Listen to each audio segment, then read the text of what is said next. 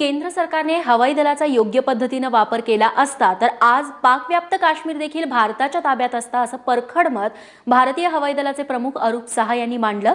भारताने काश्मीर प्रश्नावरती नैतिकतेची भूमिका न घेता लष्करी पद्धतीने तोडगा काढायला हवा होता असंही त्यांनी म्हटलेलं आहे। एका आंतरराष्ट्रीय चर्चासत्रात ते बोलत होते। 1971च्या युद्धापर्यंत सत्ताधाऱ्यांनी भारतीय हवाई दलाच्या बलस्थानांचा योग्य पद्धतीने वापरच केला नाही, अन्यथा आज पाकव्याप्त काश्मीर हे भारताचंच असतं असं ते म्हणाले।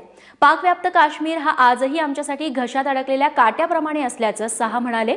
भारताने स्वतःच्या सुरक्षेसाठी व्यावहारिक दृष्टिकोन दाखवलाच नाही अशी खंत देखील त्यांनी बोलून दाखवली। शत्रूंवरती नियंत्रण मिळवण्यात किंवा संघर्ष रोखण्यासाठी भारताने कधीच हवाई दलाचा वापर केला नाही असं देखील यावेळी ते म्हणाले।